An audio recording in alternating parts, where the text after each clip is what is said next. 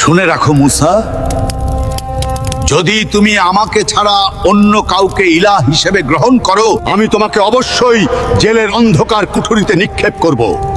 দেখব তোমার সেই রব তোমাকে কিভাবে বাঁচায়।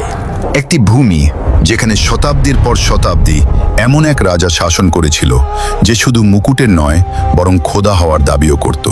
সে বলতো, হে আমার জাতি, তোমরা কার ইবাদত করবে? আমিই তো তোমাদের সর্বশ্রেষ্ঠ রব। এই মিশরের ওপর আমার হুকুম ছাড়া গাছের পাতাও নড়ে না। যার জন্য মানুষ মাটিতে নয় বরং সেজদার ভেতর দিয়ে চলত। তারপর এক রাত এলো, যে রাতে একটি স্বপ্ন সেই রাজার ঘুম কেড়ে নিল। আর যখন মৃত্যু তার সামনে এসে দাঁড়ালো, তখন সে পানির এক ফোঁটার সাথেও লড়তে পারল না। আল্লাহ তার দেহকেও মাটিতে মিশে যেতে দিলেন না। কিয়ামত পর্যন্ত তাকে পুরো পৃথিবীর নিদর্শন বানিয়ে রাখলেন। মিশর সে যুগের সবচেয়ে শক্তিশালী রাষ্ট্র। নীল নদীর তীরে গড়ে ওঠা শহর, যেখানে ফসল সোনার মতো ফলত, বাজার ছিল পরিপূর্ণ, প্রাসাদ ছিল, কিন্তু সেগুলো পাথরের নয়, ছিল অহংকারের তৈরি। আর এই সব কিছুর মাঝখানে ছিল এক ব্যক্তি, ফিরাউন।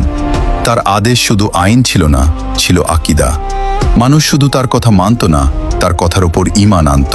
সে বলতো, আমি তোমাদের সর্বশ্রেষ্ঠ রব, আমার হাতেই তোমাদের জীবন, আমার ইচ্ছাই তোমাদের ভাগ্য। আর মিশর নীরব থাকত। এই মিশরেই ছিল আরেকটি জাতি যারা আলো দেখত না, বনি ইসরায়েল। তাদের ঘর আলাদা, পোশাক আলাদা, জীবন আলাদা। জোর করে তাদের দাস বানানো হয়েছিল। জোরে টানো। ক্লান্ত শরীরে লুটিয়ে পড়ত। তাদের নারীদের শুধু জীবিত রাখা হতো যাতে দাসত্বের শৃঙ্খল চলতে থাকে। ফিরাউন ইচ্ছাকৃতভাবেই এই জাতিকে দুর্বল করে রেখেছিল। সূর্য যেমন একা আকাশ শাসন করে, আমি ফেরাউনও তেমনি এই পৃথিবীর ইঞ্চি ইঞ্চি মাটি শাসন করি। কারণ যে জাতি দুর্বল থাকে সে কখনো ক্ষমতার সিংহাসন নাড়িয়ে দিতে পারে না। তাফসিরে ইবনে কাসির অনুযায়ী এক রাতে ফিরাউন স্বপ্ন দেখল। সে দেখল বায়তুল মুকদ্দাসের দিক থেকে এক আগুন বের হয়ে মিশরের ঘরগুলো জ্বালিয়ে দিচ্ছে, কিন্তু বনি ইসরায়েলের ঘরগুলো নিরাপদ।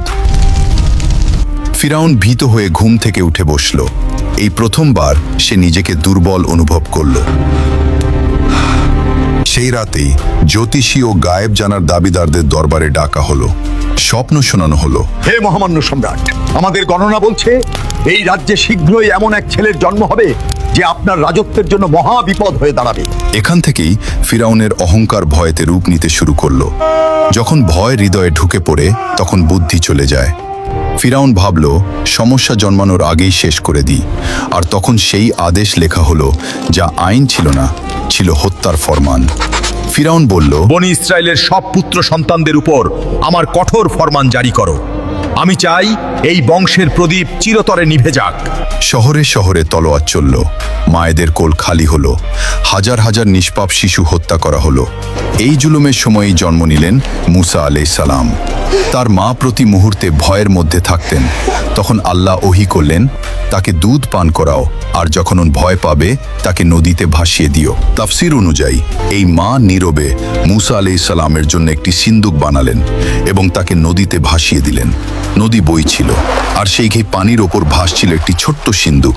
মুসা আলাইহিস সালামের মা তার মেয়েকে বললেন, দূর থেকে দেখবে, কাছে যাবে না। বোনটি লুকিয়ে লুকিয়ে চলতে থাকলো। অবশেষে সিন্দুকটি পৌঁছালে ফিরাউনের প্রাসাদের ধারে। ফিরাউনের স্ত্রী হযরত আসিয়া যখন সিন্দুকটি দেখলেন, তা খুলতে বললেন। শিশুটির দিকে তাকানো মাত্রই আল্লাহ তার অন্তরে রহমত ঢেলে দিলেন।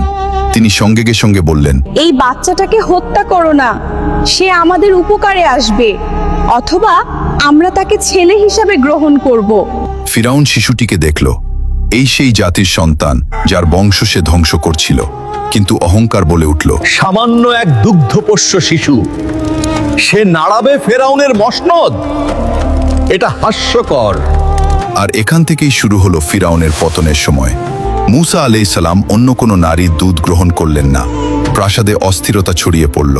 তখন সেই বোন এগিয়ে এসে বলল, আমি এমন একজন নারীর সন্ধান দিতে পারি যিনি এই বাচ্চাটার ভালো যত্ন নিতে পারবেন। এভাবেই যে মা তার সন্তানকে নদীতে ভাসিয়েছিলেন, আল্লাহ তাকে প্রাসাদের সম্মানসহ ফিরিয়ে দিলেন। সময় পার হলো। মুসা আলাইহিস সালাম যুবক হলেন। আল্লাহ বলেন, যখন তিনি পূর্ণ শক্তি ও প্রজ্ঞায় পৌঁছালেন, আমরা তাকে হিকমত ও জ্ঞান দান করলাম। একদিন মুসা আলাইহিস সালাম শহরে প্রবেশ করলেন। সেখানে দেখলেন দুজন ব্যক্তি ঝগড়া করছে, একজন বনি ইসরায়েলি, অন্যজন মিশরীয়।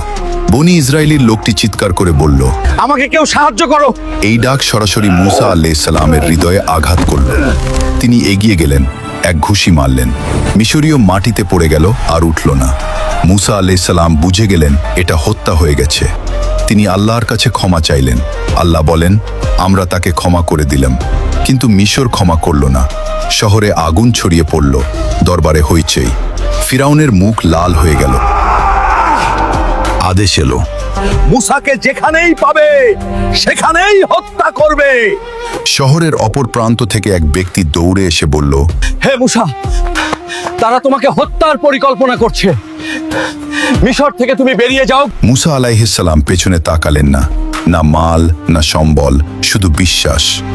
আল্লাহ বলেন, তিনি ভয় ও আশা নিয়ে শহর ত্যাগ করলেন। মরুভূমি, গরম, ক্ষুধা, পিপাসা, আর মুসা আলাইহিস সালামের একটাই দোয়া, হে আমার রব, আমাকে তুমি জালেমদের থেকে রক্ষা করো। অবশেষে তিনি মাদিয়ানে পৌঁছালেন। শহরের বাইরে একটি কূপ। পুরুষেরা পশুদের পানি খাওয়াচ্ছিল। দূরে দুজন মেয়ে চুপচাপ দাঁড়িয়েছিল। মুসা আলাইহিস সালাম জিজ্ঞেস করলেন, তোমরা পানি নিচ্ছ না কেন? তারা বলল, আমরা অপেক্ষা করি যতক্ষণ না পুরুষেরা চলে যায়, আর আমাদের পিতা খুব বৃদ্ধ। মুসা আলাইহিস সালাম একাই তাদের পশুদের পানি খাওয়ালেন। তারপর সরে গিয়ে এক গাছের ছায়ায় বসে বললেন, হে আমার রব, তুমি আমার উপর যে কোনো কল্যাণ অবতীর্ণ করো, আমি তার মুখাপেক্ষী। কিছুক্ষণ পর এক মেয়ে এসে বলল, আপনি আমাদের জন্য যা করেছেন তার সামান্য প্রতিদান স্বরূপ আমার বাবা আপনার সাথে দেখা করে কৃতজ্ঞতা জ্ঞাপন করতে চাইছেন। তিনি ছিলেন হযরত শুআইব আলাইহিস সালাম। অধিকাংশ মুফাসসিরদের মতে মুসা আলাইহিস সালাম তার পুরো ঘটনা শোনালেন। শুআইব আলাইহিস সালাম বললেন, হে মুসা, তোমার চোখে মুখে আমি দীর্ঘ পথের ক্লান্তি আর আতঙ্কের ছায়া দেখতে পাচ্ছি, কিন্তু এখন শান্ত হও, হৃদয়ের সব অস্থিরতা দূর করো, আর কোনো ভয় নেই। মহান আল্লাহের কৃপায় তুমি সেই অত্যাচারী জালিমদের সীমানা পেরিয়ে এক নিরাপদ আশ্রয়ে এসে পৌঁছেছ। শুআইব আলাইহিস সালামের কন্যা বলল, হে আমার পিতা, তাকে আপনি পারিশ্রমিকের বিনিময়ে রেখে দিন। আমি দেখেছি তিনি কাজের বেলায় যেমন মজবুত, বিশ্বাসের বেলায় তেমনই খাঁটি। এমন একজন আমানতদার মানুষ আমাদের খুব দরকার। শুআইব আলাইহিস সালাম বললেন, আমি আমার এই দুই কন্যার একজনকে তোমার সাথে বিবাহ দিতে চাই, তবে শর্ত হলো এর বিনিময়ে তোমাকে 8 বছর আমার কাজ করতে হবে, আর যদি তুমি 10 বছর পূর্ণ করো।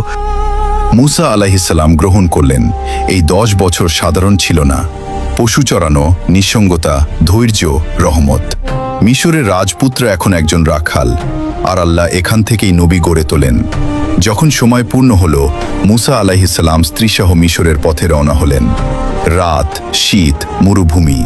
দূরে পাহাড়ে একটি আলো দেখলেন। স্ত্রীকে বললেন, তুমি এখানেই থাকো, আমি আগুন নিয়ে আসি বা পথের খোঁজ করি।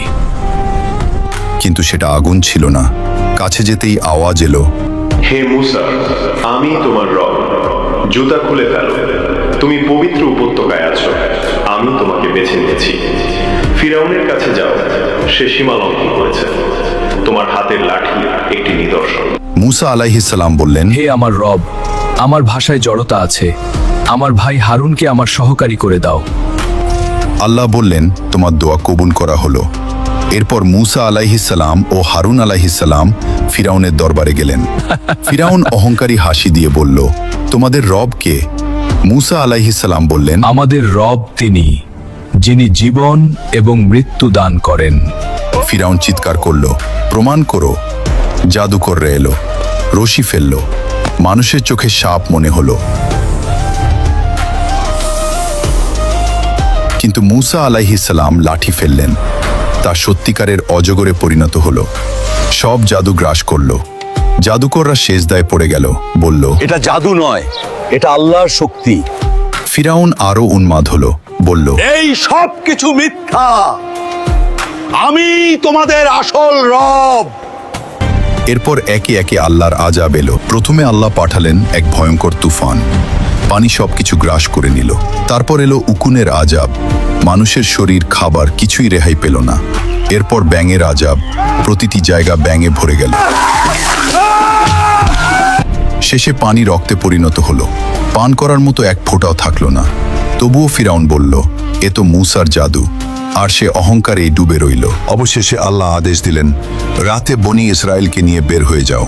তারা সমুদ্রের ধারে পৌঁছালো, পেছনে ফিরাউনের বাহিনী। মূসা আলাইহিসসালাম বললেন, কখনোই না, আমার রব আমার সাথে আছেন। লাঠি মারলেন, সমুদ্র দ্বিখণ্ডিত হলো, পথ তৈরি হলো। বনি ইসরায়েল পার হয়ে গেল, ফিরাউনও ঢুকলো। শেষ মানুষটি বের হতেই পানি মিলিত হলো, ফিরাউন ডুবে গেল। মৃত্যুর সময় বলল, আমি ঈমান আনলাম, কিন্তু তখন আর গ্রহণ করা হলো না। আল্লাহ বললেন, আজ আমি তোমার দেহ সংরক্ষণ করব, যাতে তুমি ইবরত হও। এই ছিল সেই ইতিহাস যা প্রমাণ করে দুনিয়ার সবচেয়ে বড় অহংকারও একটি মৃত্যুর সামনে অসহায়। এই ঘটনাটি প্রমাণ করে দেয়, দুনিয়ার সবচেয়ে বড় অহংকারও শেষ পর্যন্ত একটি মানবিক মৃত্যুর শিকার হয়।